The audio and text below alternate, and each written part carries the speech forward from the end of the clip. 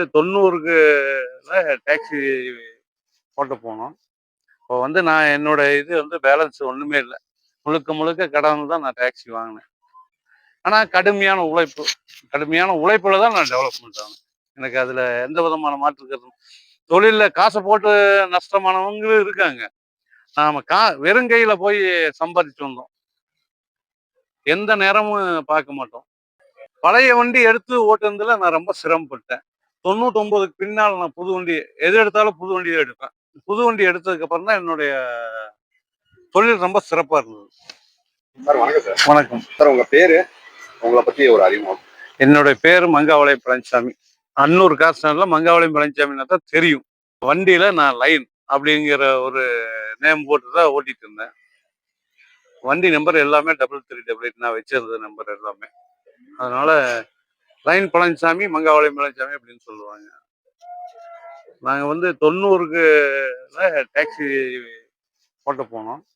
இப்போ வந்து நான் என்னோட இது வந்து பேலன்ஸ் ஒண்ணுமே இல்ல. முழுக்க முழுக்க கடன்ல தான் நான் டாக்ஸி வாங்குனேன். ஆனா கடுமையான உழைப்பு. கடுமையான உழைப்புல தான் நான் டெவலப்மெண்ட் ஆனேன். எனக்கு அதுல எந்த விதமான மாற்று கருத்தும் தொழில்ல காச போட்டு நஷ்டமானவங்களும் இருக்காங்க.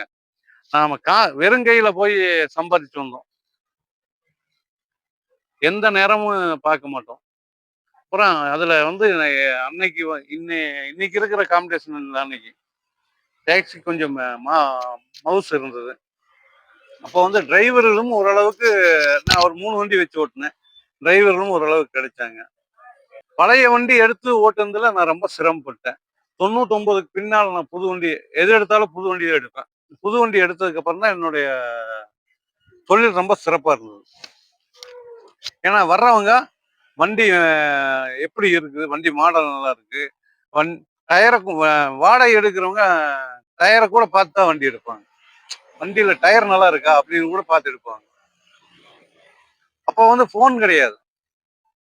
யார் வந்தாலும் நாங்க பஸ் ஸ்டாண்ட்ல இருந்து இறங்கி நடந்து வந்தாங்கன்னா அவங்க வண்டி எடுக்கிறதுக்கு வர்றாங்களா, அங்கிருந்து வரும்போதே அவங்கள பார்த்து நாங்க கெஸ் பண்ணுவோம். ஓ இவங்க வண்டி வாடகைக்கு எடுப்பாங்க வண்டி அப்படிங்கிறத நாங்க தெரிஞ்சுட்டு அவங்கள என்ன சார் வண்டி வேணுமா அப்படின்னு கேட்டு ஓட்டுவோம். இன்னைக்கு அப்படி கிடையாது. எல்லாமே போனு.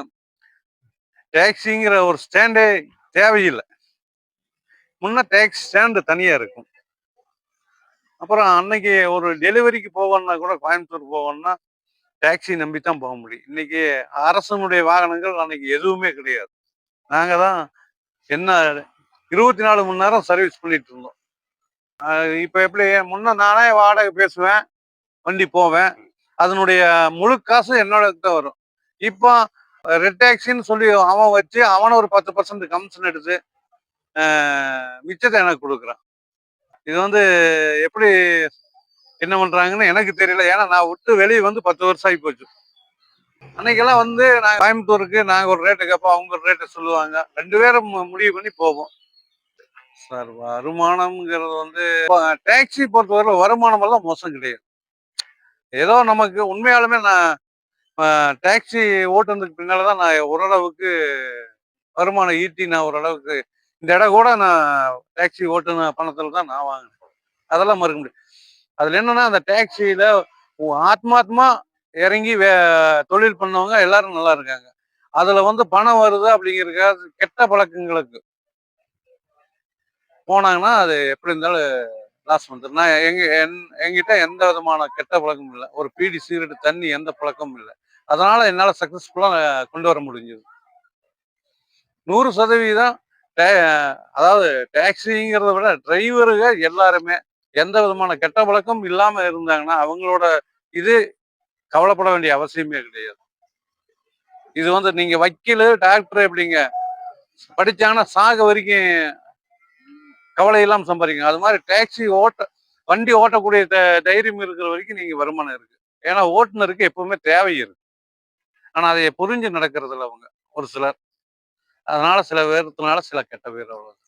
இல்ல இப்ப நான் 10 வருஷத்துக்கு முன்னால ஓட்டுனேன். இப்ப நான் ஓட்டுறது இல்லையே. வண்டி ஓட்டுறது இல்ல. ஓட்டுறது வாடகை ஓட்டுறது. இப்போ நீங்க நார்மலா வீட்டுக்கார ஓட்டுவீங்களா? வீட்டுக்கு ஓட்டுவோம். சார் முதல்ல வண்டி ஓட்டி இன்னைக்கு வந்து டிரைவரா வண்டி வாங்குறவங்க வந்து வண்டி வாங்கிடுறான். அந்த வண்டிய எப்படி பஞ்சரான வீல் கட்டுறதுன்னு கூட தெரியாம வண்டி வாங்கிடுறாங்க. முதல்ல வண்டி வாங்குறதுக்கு முன்னாடி நான் சொல்ல வேண்டியது எல்லாத்துக்கும் என்னன்னா, வண்டி எப்படி பஞ்சரான ஜாக்கி எங்க வைக்கணும், எப்படி வீல் கழட்டணும், சின்ன சின்ன வேலைகளை தெரிஞ்சு வச்சுக்கணும். வண்டி பாயில் ஆச்சுன்னா இப்போ ரேடியேட்டர் மூடி கழட்டக்கூடாது அப்படிங்கிறதெல்லாம் தெரியணும். ஒன்றும் தெரியாம அதை மூடி கழட்டி மூஞ்சில் அடிச்சவனெல்லாம் இருக்கு தண்ணி. அப்புறம் ஆப்போசிட் வர்ற வண்டிக்கு இரவுல ட்ரிம் லைட் போட்டு காட்டணும். முதல்ல அது செய்யறதே இல்லை. இப்போ வர்ற பசங்க வண்டி பழகுறானுங்க, ஓட்டுறானுங்க, ஒன்றும் பண்றதில்ல. வண்டி நிறுத்தினா கூட லைட் ஆஃப் பண்றது இல்லை, லைட் எரிஞ்சிட்டு இருக்கும். ஆப்போசிட் வர்றவனால ஓட்ட முடியாது. அப்புறம் இரவு நேரத்துல அவசியம் வண்டி கண்ணாடி கழுவித்தான் வண்டியை ஓட்டணும். வண்டி கழுவுறது எவனும் கிடையாது. வாட்டர் வாஷ் கொண்டு போய் விட்டு வந்தானா அது 3 மாசம் கழிச்சு மறுபடியும் வாட்டர் வாஷ் தான் விடுவான். அந்த கண்ணாடி கழுவ மாட்டான்.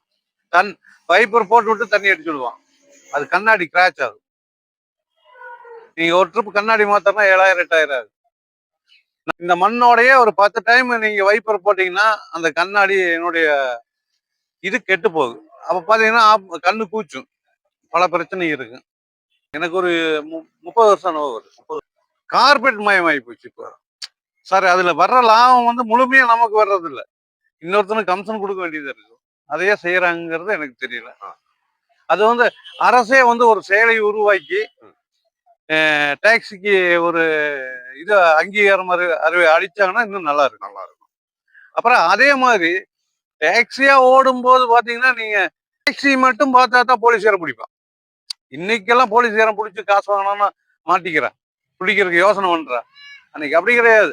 நோ பார்க்கிங் போட்டு வச்சிருக்கு, பார்ட்டி அங்கதான் இறங்கணுமா, நான் நிறுத்தி இறக்கிட்டு போட்டு போறதுக்குள்ள பிடிப்பான்.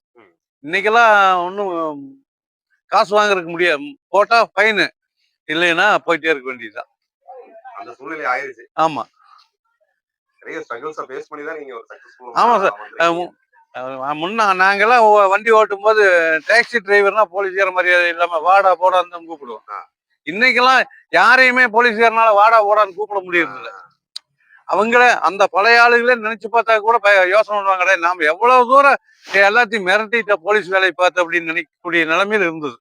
டிரைவர் இன்னைக்கு நான் சொல்றது என்ன, எல்லா டிரைவரும் என்ன கஷ்டப்படுறாங்கிறது ஒவ்வொருத்தரும் அனுபவிச்சதும் தெரியும். லாரி டிரைவர் எல்லாம் பாருங்க, நீங்க எவ்வளவு சிரமப்படுறாங்கிறது அந்த தொழில் அனுபவிச்சதும் தெரியும். இரவு பகலா ஓட்டுறான். அதான் சொல்ற மாதிரி இன்னைக்கு தொழில யாரும் முறையா கத்துட்டு டிரைவிங் வேலைக்கு வர்றதில்லை. அதே மாதிரி எல்லாரும் எந்த எந்த தொழில என்ன சிரமம் இருக்குது, அவங்களுக்கு என்ன மரியாதை கொடுக்கணுங்கிறத தெரிஞ்சு வச்சு நம்ம மரியாதை கொடுக்கணும். ஒவ்வொரு தொழிலுக்கும் இந்த தொழில் தான் இல்லை, இந்த தொழில் பண்றவனுக்கு எத்தனை சிரமம் இருக்குங்கிறது அவங்களுக்கு தெரியாது. ஏன்னா 1000 கிலோமீட்டர் லாரி எல்லாம் ஓட்டிட்டு வரும்போது அவர் ரொம்ப சிரமப்படுறாங்க. நிறைய தகவல்கள் உங்களுடைய அனுபவத்தை பகிர்ந்தீங்க. நன்றி சார்.